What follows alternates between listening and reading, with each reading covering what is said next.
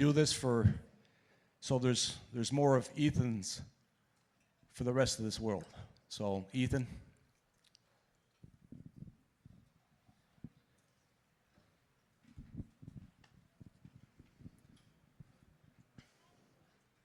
Hello and welcome to the 24th Angels in the Fairway golf outing. My name is Ethan Pizzafaro, and today I have the privilege of sharing my story. But before I begin, I just want to say a special thank you to Larry and Patty for putting all this together and making this happen and giving me this opportunity to share.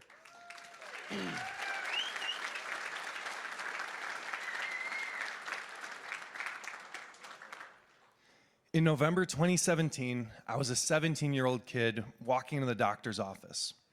After an examination of my throat and neck, it was decided that I needed to have a biopsy of my lymph nodes because they've been swelling up for the last couple weeks. 3 lengthy days of uneasiness followed. Waiting for the results was eerie.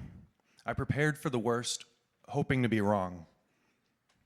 I remember coming home from school, walking into my house, and seeing my parents weep.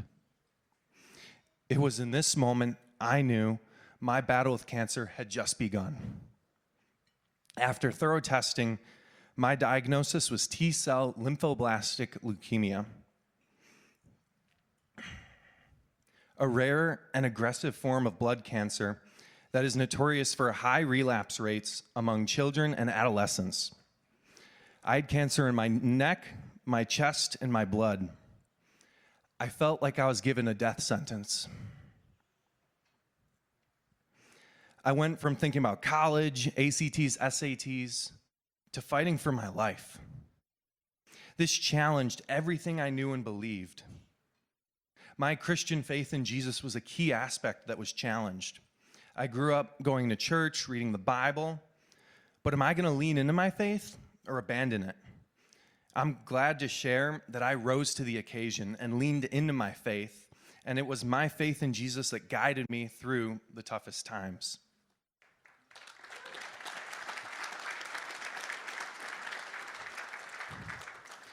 I very quickly pivoted and allowed myself to become a warrior, and it paid off in multiples. As a warrior, I was able to transcend the discouraging, depressing, and time-wasting questions like, why was it me who has to fight cancer? Why do I need to get chemotherapy? Why would God allow this to happen to me? Instead of grieving the dreadful news, I was itching to do battle. I was almost excited to enter Comer Children's Hospital at the University of Chicago Medicine and wage war. My chemotherapy plan consisted of multiple phases. The first few were the most rigorous. Particularly, I remember during the first few weeks of treatment, I was lying in my hospital bed receiving a chemotherapy drug for the first time. After starting the chemotherapy, my nurse stepped out to check on another patient. I had this feeling come over me that just felt like something was wrong. And I try and turn to my mom and say something's wrong, but only a whisper comes out. And I realize I'm having an allergic reaction going into anaphylactic shock. I stopped breathing, and once my mom realized, she immediately ran out to go get help.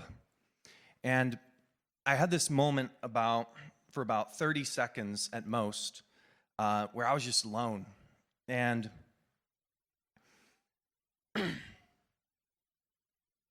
this is just one of those moments where I was just realizing how serious this is, that this is a battle that I don't know the outcome of. Luckily, my team of doctors were just down the hall making their rounds to check on all their patients. So immediately they all rush in, they're giving me shots and they're stopping the chemo, and I make a full recovery from that allergic reaction. But this created a big issue. The issue is that chemotherapy drug I was allergic to is a key foundational component to my treatment plan. Without this drug or a suitable alternative, the outcome looks very grim. So the hunt for an alternative started, and eventually we found a new alternative that just came out of experimental trials.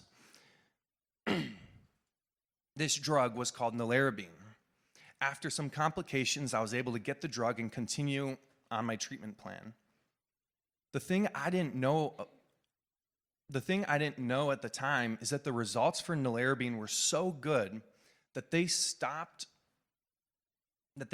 using the previous generation of chemotherapy because it would be medical malpractice to not give the next generation drug. Nelarabine became the new gold standard in treating T-cell leukemia. As I moved through my plan, I had a few very close calls. Luckily, my body reacted shockingly well to treatment, and I was able to enter remission relatively quickly. But don't get me wrong, it was no walk in the park. The ugly reality of what chemotherapy does to the human body at times is nothing short of total agony. I've had days where I was in extreme pain and relentless nausea, throwing up 12 times in less than 24 hours. Due to the nature of my type of cancer, I had to continue treatment for 3 more years and over 1,000 doses of chemotherapy. Because we had to be certain that any remaining cancer was wiped out. After nearly 4 years of chemotherapy, in March of 2021, I finally finished my treatment and declared my victory over cancer.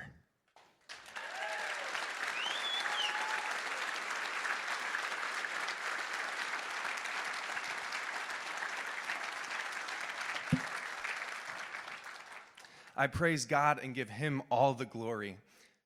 I got to move on with my life, go to college, graduate, meet my now wife, Caitlin. And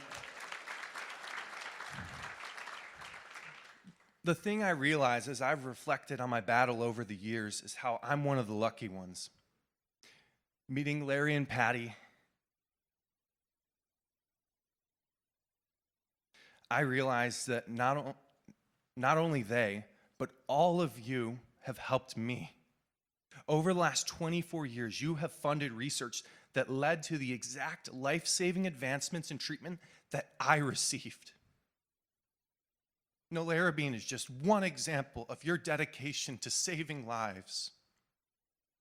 I don't know if I would be here right now if it wasn't for your generosity and commitment to fighting cancer. I just want to say thank you. Thank you that I got a second chance at life, where just decades ago, my outcome could have been very different. Larry and Patty have been channeling their pain and loss into hard work to give hope to families like mine. This relentless dedication to fighting cancer, saving lives, and giving hope shows true perseverance. Thank you for all that you have done to help me. To everyone,